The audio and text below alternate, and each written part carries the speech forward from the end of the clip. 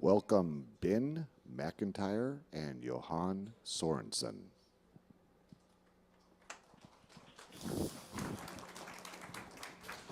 Hello. Hello. Hello. So it works? It works. Perfect. Can you hear us at the back? More or less? More or less. Good. So I'm here to... Ben Macintyre is esteemed associate editor at The Times. Yep. The Times being the one in London. The Times. And best-selling international author of many books. How many books? And I think I'm up to 12 now. 12. Too many. Probably the man with the most kind of unfettered access to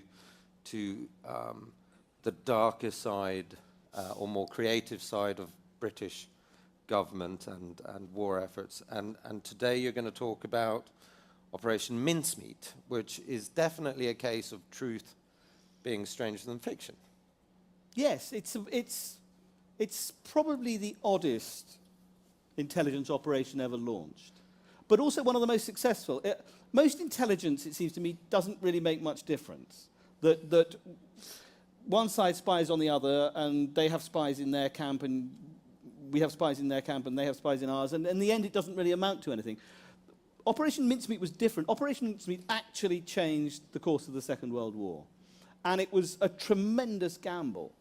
And as you rightly say, it is stranger than fiction, but largely because it was sort of born in fiction.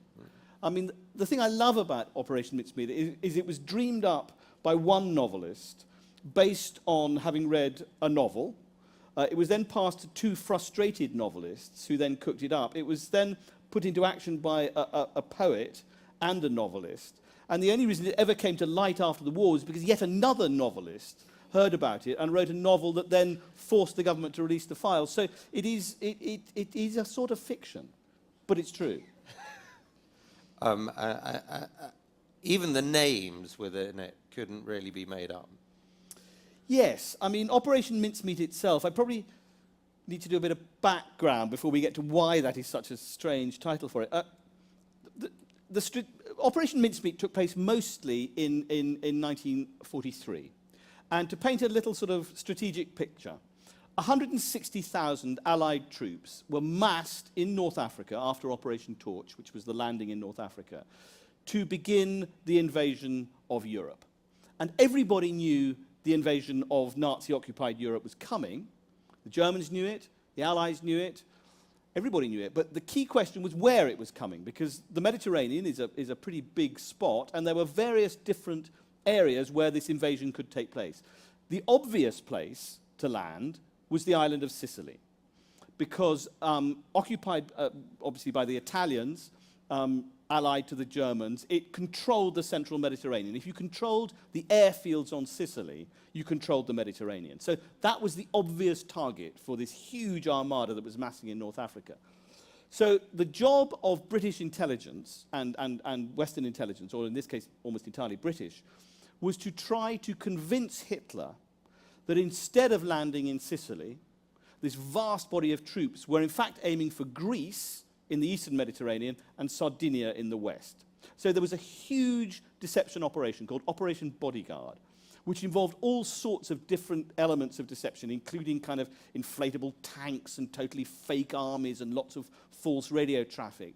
But at its heart was this operation, Operation Mincemeat, which was dreamed up by Ian Fleming, the author of the James Bond books, who was at that time a junior intelligence officer in naval intelligence. And he was asked by his boss, a sort of hard-driving boss called John Godfrey, who was the model for M, by the way, in the James Bond stories, was asked to come up with a series of ruses that could be used to baffle the enemy. And he came up with a long list in a thing called the Trout Memo. And number 28 on the list was what he called a suggestion, brackets, not a very nice one. And his suggestion was, let's get hold of a dead body, let's create an entirely new and completely fake personality for this body, let's plant false papers on him, ship him somewhere where the Germans will find him, and these false papers, which will look like military papers, will give the impression that the landings are going to take place in Greece and Sardinia. So that's the core of what became Operation Mincemeat. And it was called Mincemeat largely because they thought that was just quite a funny joke, that you would take a dead body and call it mincemeat. One of the rules in the Second World War was that no code name should give any kind of indication about what the operation or mission was really about. And this rule was broken routinely by everybody on every side all the time. Because no one could quite resist having a code name that gave at least a sort of nudging hint about what... I mean, the code for example, the German code for Britain was Golfplatz, golf course, because that's what it looked like when you flew over in a Luftwaffe plane. So there we are. That's the origins of mincemeat. Yeah. Maybe talk. I'd love to come back to sort of how you convince Hitler. But for anyone who hasn't read the book, could you talk us through some of the twists and turns? Okay. So having this plan was approved by a group within British intelligence called the Double Cross Committee, or rather, it was called the 20 Committee. Because another joke that they rather liked, a 20 in Roman numerals is 2 crosses, so it was the Double Cross Committee. And their job was to feed disinformation and misinformation to the enemy through double agents. That was essentially what they did. And they gave approval to this plan, and 2 intelligence officers by the splendid names of Charles Chumley and Ewan Montague, who one was an RAF officer with a moustache that long, sort of curled up at the ends, and the other one was a very hard-driving Jewish lawyer called Ewan Montague. And they, between them, began to cook up this plan. Now, you'd think trying to get hold of a dead body in the middle of a war would be quite easy. I mean, Britain was under attack, the Blitz was going on, but in fact, finding the right kind of body turned out to be quite tricky, because it had to look like a body that had died in an air accident. That was the plan. The idea was that the body would be made to look as if there had been a sort of air crash over the Mediterranean and then this body had simply washed up on shore. There was a precedent for this, actually, because in fact, slightly earlier in the war, there had been an air crash in which an airman had been washed ashore, and it did end up, by a slightly complicated route, in the hands of German intelligence. The papers in that case didn't really make any difference because they weren't that important. And that was really one of the other germs for Operation Mincemeat. So the first thing they had to do was to try and find a body in wartime London. And so they began to sort of ask around, and it was quite tricky to find the right sort of body because it had to look right. So they applied in the end to a friend of Montague's who was the coroner at St Pancras, who was a man, the names in this story are rather splendid. His name was Sir Bentley Purchase. And I slightly wonder what happened to all those people called Chumley and Purchase and Montague. I think they weren't really breeding types, actually. No. You don't really find them today, I can tell you. And Bentley Purchase, who was a very cheerful coroner, a man who dealt with the dead all the time, but had a tremendous sense of humour, sent a note back to Montague saying, "By all means come and see me. The quickest way to get to me is to get yourself run over." So Montague turned up, and Purchase said to him, it actually took quite a long time. After about a month, Purchase called him up and said, "Look, I think I've got the right candidate here." And what had happened was a young man called Glendower Michael, who was a Welsh miner. He was probably mentally ill. He was certainly an alcoholic. Had died in a warehouse in King's Cross. And we don't quite know how Glendower Michael died. It's probable that he died from ingesting rat poison. Whether he did it as an act of suicide or whether it was an accident because he ate bread that had been laced with poison to kill the rats in the warehouse, we don't really know. His is a very tragic story, and it really only came to light very recently. In fact, just before, when I was doing the research for this book, MI5 accidentally released his name, and the accident is an interesting one in some ways. This body, Purchase said, had arrived in the mortuary. No one had arrived to claim it. He appeared to have, well, Bentley Purchase said he had no living relatives, which wasn't actually true. He did have living relatives who turned up later in the story. But as far as anybody was concerned, this looked like it was a free body. And so British intelligence stole it. It was completely illegal. You're not allowed to steal dead bodies. But that's what they did, and so they kept him on ice, but in St Pancras mortuary. The problem was bodies do decompose even when they're kept on ice, particularly in 1943. So the clock was beginning to tick, and Bentley Purchase, who was was sort of brought into the secret, warned them that they really only had about a month to get this thing ready. And so they set about creating a completely fictional person. They created William Martin of the Royal Marines. They decided that William Martin, this completely fake person, would be a courier. He would be a sort of high-grade intelligence courier. And obviously the most important thing about William Martin was that he had to carry high-level intelligence documents. So they had to do two things at once, really. One is that they had to start faking up documents that would appear to indicate an invasion where no invasion was going to take place. And at the same time, they had to create a new personality for somebody with a blank slate. And as I think I said at the beginning, they kind of set about this as if they were novelists, really. And so they invented for William Martin a new personality. They invented for him a girlfriend, for a start. They decided, if you look in your pockets, you'll contend, you may not know it, but you have something that the intelligence services call pocket litter. Now, pocket litter is the stuff that we all carry with us all the time that give little indications about who we are and where we come from. Today, it's much easier because we've all got iPhones, so you would just look on one of those. But in those days, you know, what you carried on your wallet would say they calculated a lot about who you were.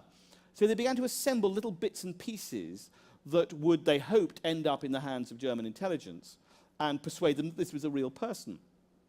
And so they began collecting things like a receipt for an engagement ring that he was supposed to have bought for his girlfriend Pam, who didn't exist. They inserted letters from the bank manager demanding that he pay an overdraft. They inserted theatre ticket stubs and a bus ticket and bits of loose change and a pair of cufflinks and all the little bits and pieces. But of course, because they were thoroughly, as you can tell, they were thoroughly enjoying Operation Mincemeat, they went completely over the top. Maybe got a bit carried away. They got totally carried away and began creating a kind of, it's almost like, I mean, I've never written any novels, but if you do, it must be quite difficult to know where to stop. And so one of the things they did was they decided to hold a kind of impromptu beauty contest in the basement of MI5 in order to get hold of a photograph of a young woman who would be this imaginary girlfriend to go in the pocket litter. This was really done because Ewan Montague rather fancied one of the secretaries and wanted to see if he could get her to produce a photograph of herself in a bathing costume.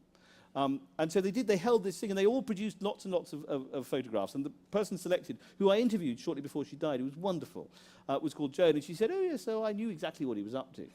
And so she produced this photograph of herself bathing in Whittenham Clumps, which is near London. And they included, along with this, a series of love letters. And I thought I might just, to give you a little flavour of what they were up to, just read you a little bit of one of the letters. And I suppose I should probably read this in the accent of Celia Johnson, but I won't try. I do think, dearest, that this is handwritten, okay, on a letter that is supposed to give the Germans the idea that this is a real story. I do think, dearest, that seeing people like you off at railway stations is one of the poorer forms of sport. A train goes out and can leave a howling great gap in one's life, and one had to try madly and quite in vain to fill it with all the things one used to enjoy a short 5 weeks ago. I mean, it's completely overwritten. But it also says, there's a little hint of what is coming here. Bill, darling, don't forget that William Martin is this fake character. Bill, darling, do let me know as soon as you get fixed and can make some more plans. And please don't let them send you off into the blue the horrible way they do nowadays. Now that we've found each other out of the whole world, I don't think I could bear it. And don't forget, this is a character who's going to wash up dead very soon on the shores of Spain. So they're kind of cooking what feels like a sort of B-grade movie here. And that letter was written by Pam? By No, Joan? no, the letter, marvellously, was written by a secretary in MI5 called Hester Leggett, who was unmarried and rather lovelorn. And she poured her heart into it. There are a whole series of them, and they're some of the most moving documents you could ever read. So as you can tell, everybody in this office, in room 13 of the Admiralty, is getting completely... Very professional. Very professional. Very British. They're really getting completely over the top about this. Then the next issue is they have to get these documents into the hands of the Germans. Now, how do you do that? They worked out that Spain was neutral in the Second World War, as you probably all know, but the Spanish bureaucracy, and particularly the police, were leaning towards the Nazis.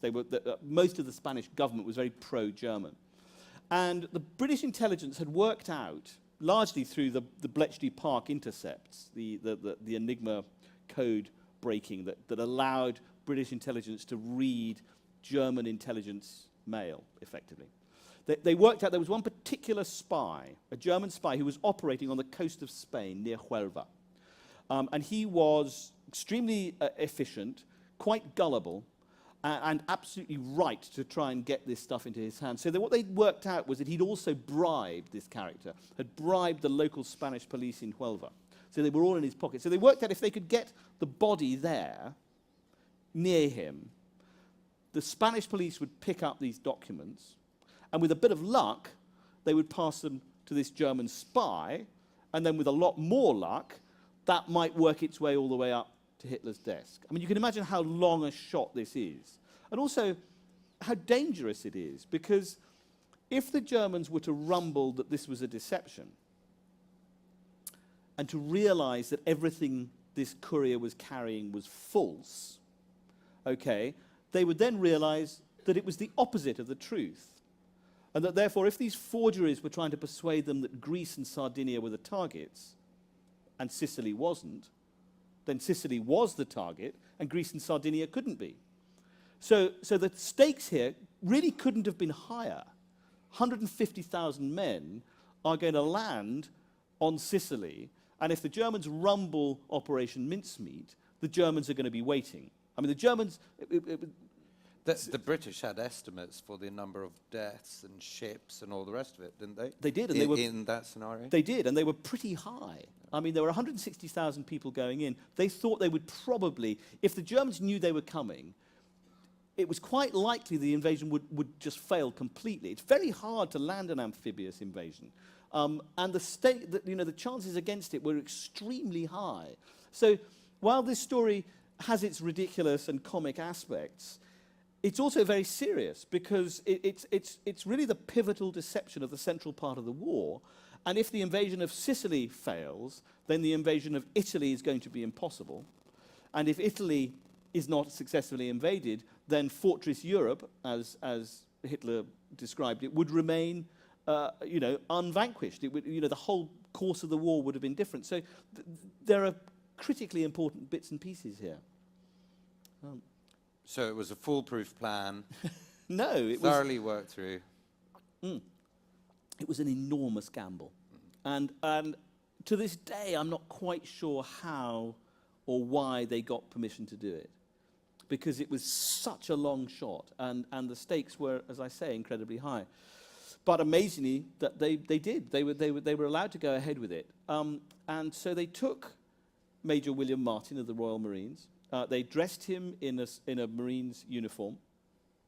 They decided that Charles Cholmondeley would have to wear the uniform for a couple of weeks beforehand so that it looked properly used when they put it on him. And then they put him in a van. They did put underpants on him. They put underpants on him. They got they got exactly the right sort of underpants, which they got a military issue underpants. I mean, they went to incredible detail on all of this. In some ways, some of it was a real hostage to fortune, and they made one huge mistake, which could have, I'll come to that in a moment. But yes, no, they dressed him up completely, and they built a special canister to carry him in, and the diagram for it is in the book. And in fact, I built a replica. I did a documentary for the BBC a few years ago about Operation Mincemeat, and we built a replica canister, which it's a sort of long thing with a sort of hinge, which they packed with dry ice to try and keep him cool. And then they drove him to Scotland in the back of a van and put him on a submarine, HMS Seraph. And the idea was that the submarine would take him to the coast of Spain, take him out of the canister, float him face downwards with a Mae West life jacket on, and hoped that the tide would just bring him ashore. And that is what happened. They loaded him into one of the torpedo tubes in HMS Seraph. Nobody on board, except the captain, Bill Jewell, knew what was actually in the canister, although in retrospect, quite a few of the ratings said afterwards that was a very smelly canister. I think some of them undoubtedly knew there was something very odd going on even before they got to the coast of Huelva. They arrived on the coast of Spain. They took the canister up on deck. The captain had by this point informed 3 of the men on board what was actually happening. They didn't know why, but they knew that this body was about to be shipped off. And there's a rather moving moment in the story when they take the body of Glendower Michael, this kind of homeless tramp, and set him afloat. And there's absolutely no guarantee this is going to work at all. And there's rather a moving moment where they kind of they read a little sort of biblical passage as he floats ashore in the sort of dawn light, in the Spanish dawn light. And it's a kind of critical moment in the story because nobody has any idea whether this is going to work or not. And they don't actually find out for a while. Well, no. I mean, as with all good stories, it first of all goes completely wrong. The body goes ashore. It's spotted by the sardine fishermen who operated in that part of Huelva. And they bring it ashore, and the police pick it up. And the first thing the police do, somewhat to the horror of the people who are running, I mean, the British have agents who are waiting on shore. Because the theory is that with a bit of luck, this briefcase that is chained to the hand of the dead body, which is not standard procedure, right? No. That again, they had to kind of violate the rules. I mean, they were very worried that if they simply put the briefcase carrying the documents into his hand, it would just float away. There's no way that it would be clear that it had come from him. So they chained it to him like a bank manager. With a sort of special chain that ran up his arm and then down and attached to his waist, which was fine, except that couriers didn't do that. I mean, you know, couriers in the Second World War carried briefcases in a normal way. So that was one of the hostages to fortune. That was one of the things that the Germans could have spotted that and said, there's something wrong about this. He floats ashore. He's taken to the autopsy in the local village. Which they were convinced that there were no competent people to perform an autopsy in Spain because they were Spanish. Yes. I mean, yes. In order to convince them, well, they didn't have to convince themselves. They were worried initially that because this body had died from rat poison, that a decent post-mortem investigation would reveal that it hadn't died at sea, this poor chap, but he'd been poisoned. And then that might set alarm bells off. So they consulted a man called Sir Bernard Spilsbury, who was, I missed this part of the story, who was one of the great fathers of forensic medicine. He was a brilliant forensic pathologist, but he was also very pompous and convinced that he was right about all things. And he said to them, and this is a direct quote, he said, in order to identify this body as having been poisoned, you would have to find a pathologist who is as good as me, and there aren't any in Spain. And he was completely wrong about that, actually, because A, there were very good pathologists around in Spain, and B, if a body's been poisoned by rat poison, you can work it out pretty quickly. So that, as you can tell, there are a number of hostages to fortune here. So the body went ashore, the autopsy began, a man from the British consulate was summoned to attend the autopsy, who was in fact himself a British spy. He was a man called Gomez Bear. And he was in on the plot. So he arrived at the autopsy in this boiling day, in the boiling heat, and the smell was appalling. And the worst thing that could possibly happen, was that the presiding police officer picked up the briefcase and handed it to the consul and said, "You might as well take this back. It'll save a lot of red tape, because really it's boring." Which they're supposed to do. They're supposed to give. Well, the idea was that it would stay in Spanish police hands for long enough for the bribed Spanish police to hand it to the Germans, and that didn't happen. It was handed straight back to the consul, who then had to say, "No thanks, no thanks, old chap. You hang on to it. I think we'd better go through the right procedures." Sweating horribly, thinking this whole thing's going to go wrong at the beginning. So the police officers took it back and said, "All right, we'll hang on to it." And then, sure enough, this German spy, Adolf Klaus he was called, got wind of the fact that a British courier had washed ashore in Huelva. And through a long and tortuous process, the body obviously stayed in Huelva and was buried in Huelva, and indeed remains in the churchyard in Huelva. I've been to the graveyard. It's actually rather a touching spot. And this body, I mean, Glyndwr Michael, is buried under this headstone that says, Captain William Martin of the Royal Marines washed up on, July, whatever it was, 1943. But rather sweetly, there's now an addendum added to it. There's been a bit sort of nailed on the bottom, which says, real name Glyndwr Michael. So finally, he has been identified. The body is in there. So the body stays there, and the briefcase begins this extraordinary passage, sort of up Spain, really. I mean, it's heading towards Madrid, because it's now in the hands of the Spanish Navy. Because he was a naval officer, it was handed over to the Navy. Now, the Navy was slightly less corrupted than the police. So it wasn't really working this. It wasn't being handed to the Germans properly. And Adolf Klaus followed it up Spain, trying to kind of keep track of where it was going. And it ended up in the hands of the Spanish security service, some of whom were very pro-fascist. And finally, one of those Spanish security officers, contacted the head of intelligence, head of German intelligence in Madrid. It was a man called Kuhlenthal, who was, interestingly, Jewish, in fact. He'd been Aryanized by the head of the German intelligence service to kind of protect him, really. And he was, in a way, the ideal Mark, Kuhlenthal, because he was desperate to believe and desperate for a sort of success.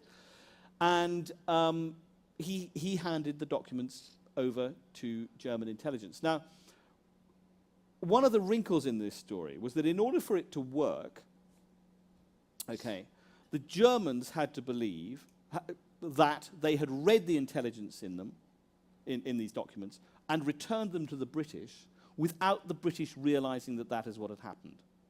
Because, of course, if the Germans knew that the British had found out that their documents had been found, they might change their plans. So in order for the whole thing to work, the documents have to go back to the British in such a way that they look as if they haven't been read.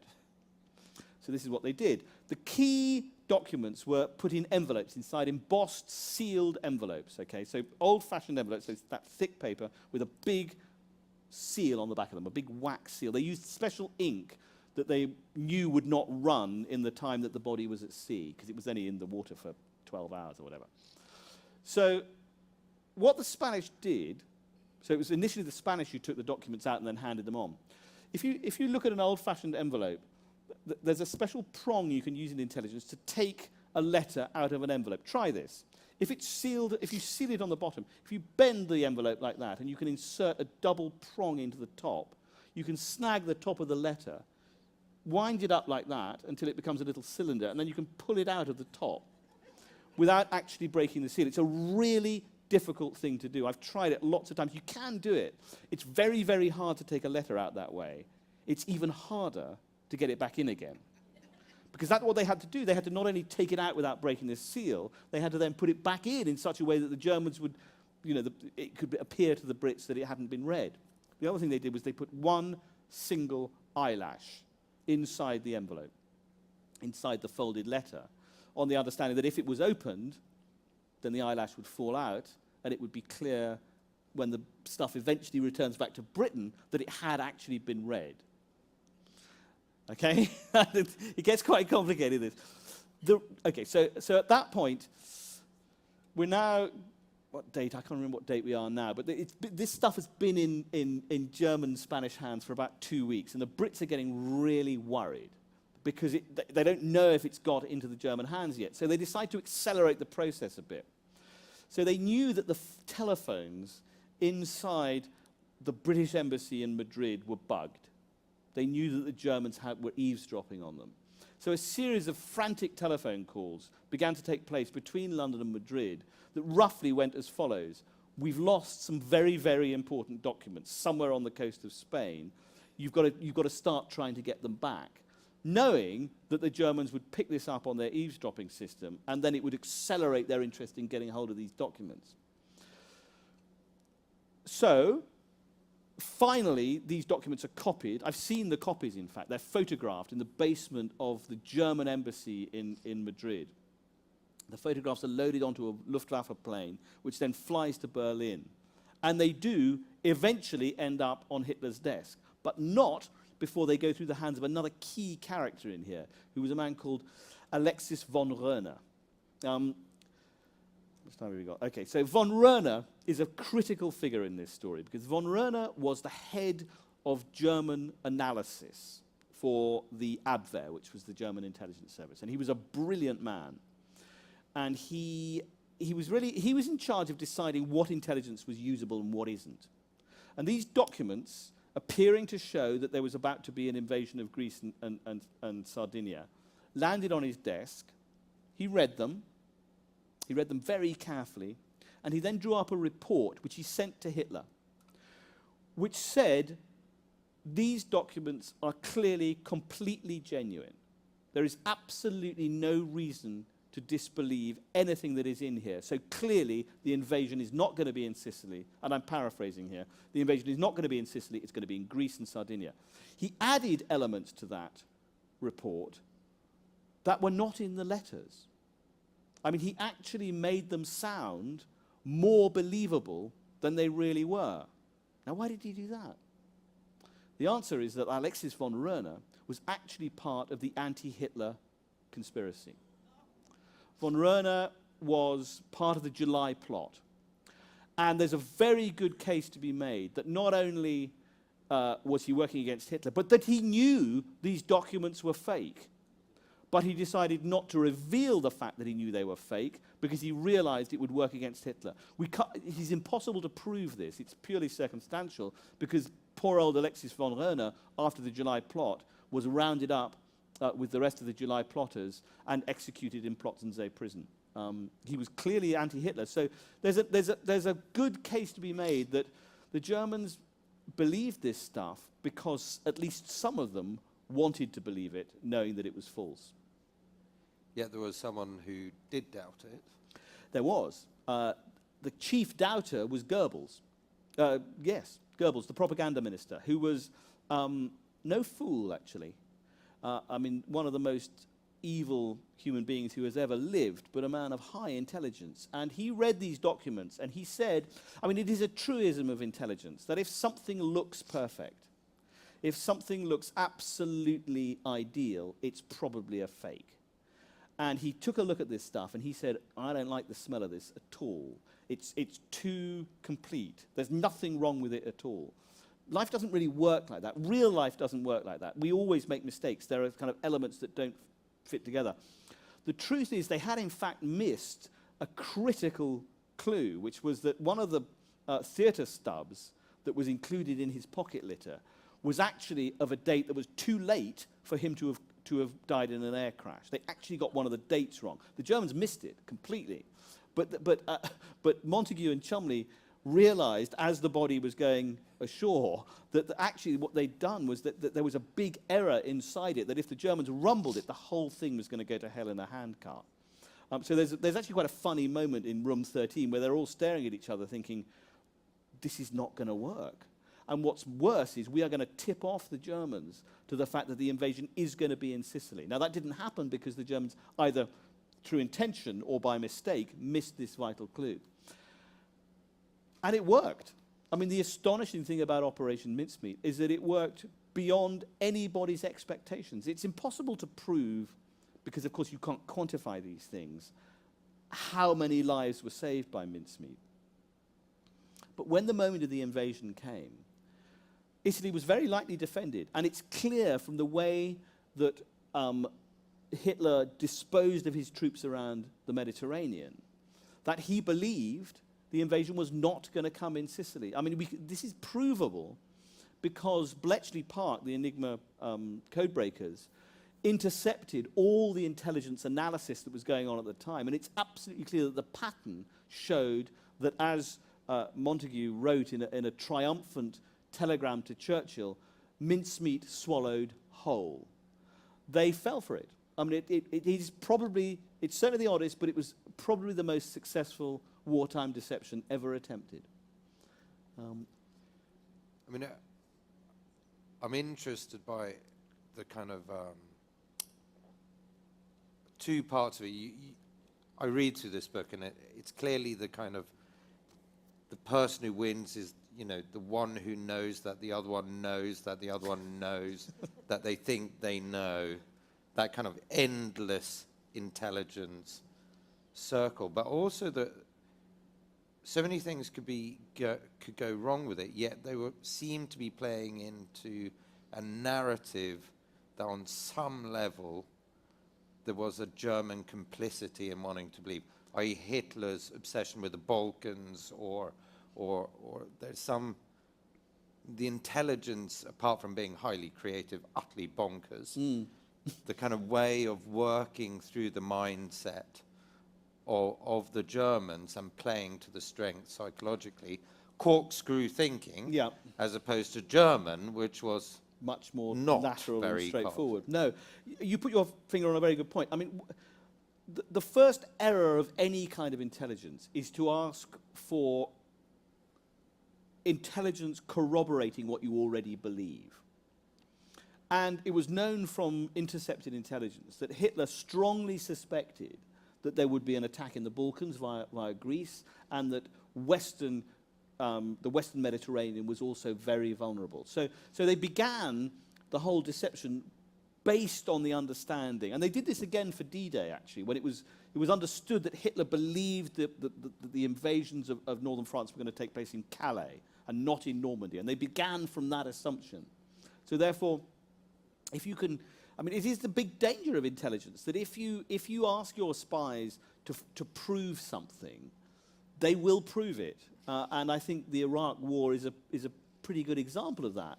You know, if you believe there are weapons of mass destruction and you ask your spies to confirm that there are weapons of mass destruction, that is what they will do. And so I think they began in a way from a position of sort of knowing what Hitler wanted to believe and trying to confirm it, rather than trying to dissuade him from something that he had already decided, if you see what I mean. And that's as you say, in hierarchical organizations, and German intelligence was intensely hierarchical. You know, you did what the boss wanted, whereas British and American intelligence has traditionally been arranged on a much more lateral system, whereby there are checks and balances for everything that comes in, and your colleagues, rather than your bosses, decide whether or not it's right or wrong. You're not told to find something and then it's proven. But the other thing they did, I think, in this deception operation was they tried to think of absolutely everything. I mean, they didn't quite manage it, but they tried to. And there was one example of that was amazed me, actually, was that I thought they had made one important mistake when I was writing this book, which was that one of the letters that William Martin carried with him was a letter from his father, who didn't exist, obviously, telling him about his cousins and what was going on. And it was headed from a particular inn in Wales, the Black Lion in near Cardiff. And when I read that and I found the letter exists in the archives, I thought that's a real hostage to fortune. Because it would only take one German spy to go to the Black Lion in Cardiff and realize that this character, I can't remember what it's called, John Martin, who was supposedly the father of William Martin, none of them existed, had not been in that hotel at that time. It would be very easy to work out that that was a faked letter. Well, blow me down. After the book came out, I got a call from a man saying, I just want you to know I have the hotel register from the Black Lion in Cardiff, and I want you to see it. So I went to Cardiff and I took a photograph of it. It's in some of the later editions. They'd actually bothered to send somebody to the Black Lion in Cardiff to sign themselves in under a false name on that day, so that just in case there was a German spy in the vicinity who was consulting the hotel register, it would all look right. And that was something I had no idea of when I was writing the book. And it was rather an eerie feeling, actually, to see this false name. And it's in Charles Chumley's handwriting. Brilliant. So he clearly went up and pretended and signed in under a false name. Amazing. Maybe we should open it up for some questions. Of course, with pleasure. Yes, lovely. Any questions? Yes, sir.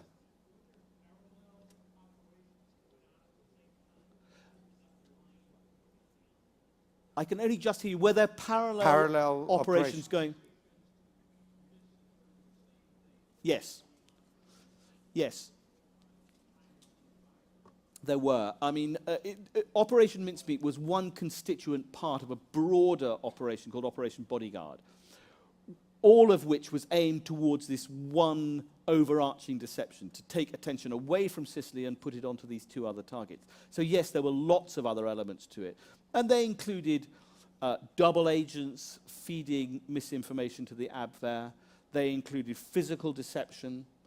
They included assembling a lot of, as I think I said at the beginning, dummy tanks made of plywood and plastic. Inflatable tanks, believe it or not, were assembled on the shores near the embarkation point for Greece that would look as if they were going to attack Greece.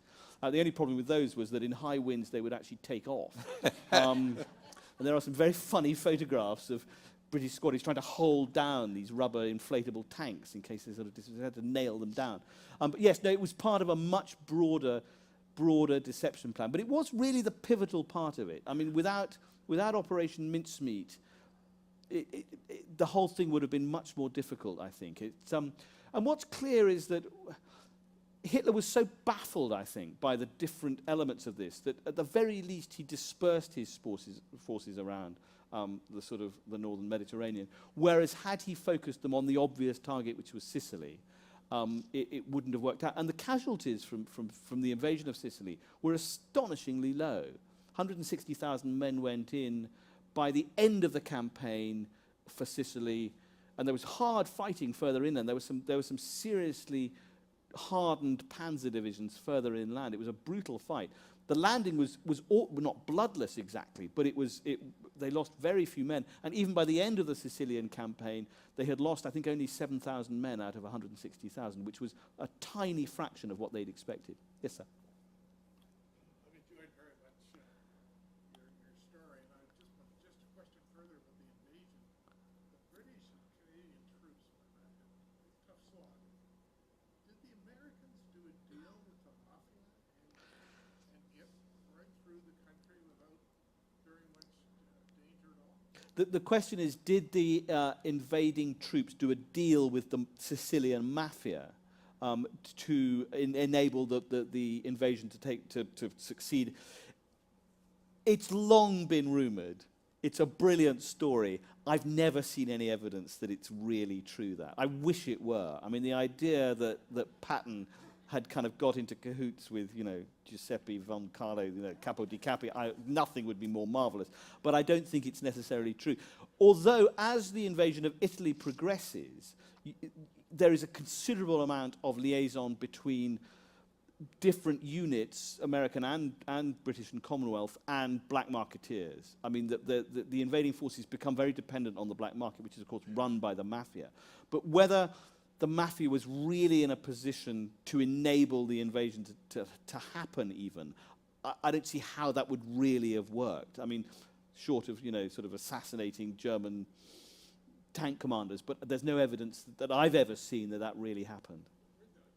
Weren't the Americans given part of the island and then the British Commonwealth another part? Yes, no, there were two different armies, in fact, were used, and they did invade different bits. And there were glider troops went in and parachute troops went in on the interior, and but in effect there were two different campaigns. Yeah, yes. Sorry. This gentleman and then down here. And then here. Yes, sir. No, you don't want to ask a question. Someone did there. Were there any German agents in England to verify the story at all? Or did they just pretty much just go with it and just think as it was? The short answer is there was not a single German spy in Britain. The Germans didn't think so, though. The Germans, however, thought they had an extremely active network of spies. They'd all been picked up. Again, because of Bletchley Park, every spy that Germany sent to Britain was either captured and executed, the unlucky 14 they were called, or captured and turned and used to send disinformation back to Germany, or captured, imprisoned, and then impersonated.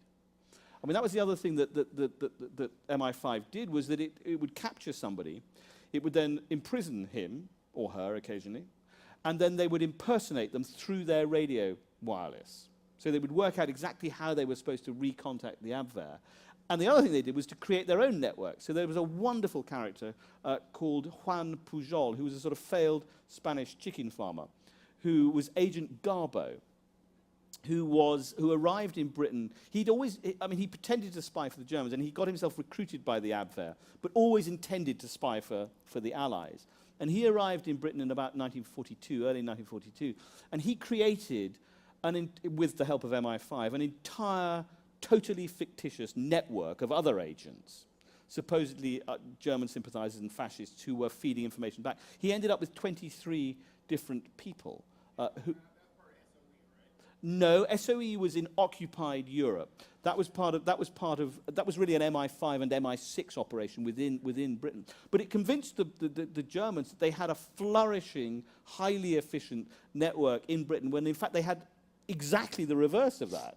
And even the false, non-existent agents had MI5 supervisors watching that It was incredibly complicated. In fact, they again, it's that thing that we were talking about earlier. They worked out what the sort of weaknesses of the other side were. Well, one of them was that the Germans were obsessed with the idea that there were Welsh nationalists prepared to sort of rise up and attack the British government as sort of pro-fascist. There was nothing of the sort. I mean, the Welsh were completely on side with the war, but in order to feed this fantasy, they invented a lot of Welsh fascists.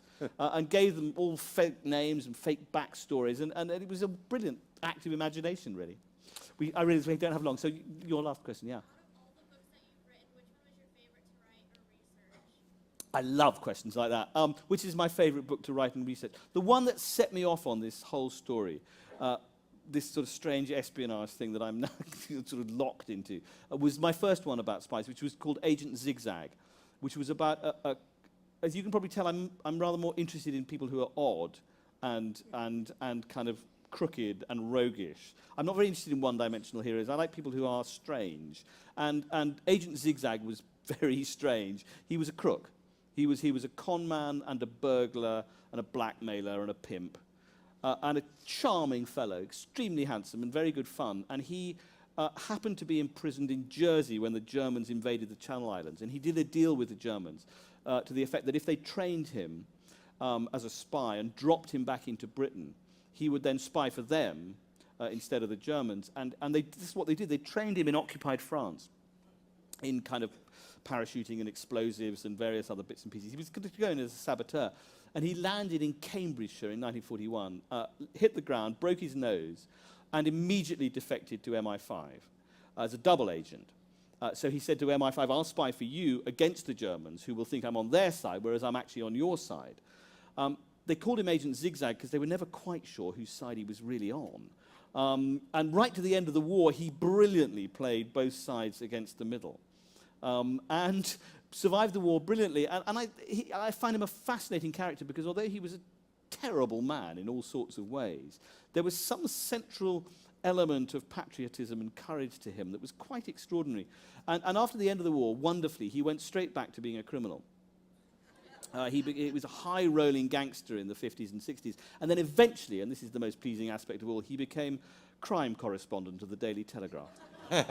Not the time. No, good Lord, No. No, Brilliant. absolutely not. We're up for time. Sorry, Thank I've you so overrun. much, Ben. Thank you very much, guys.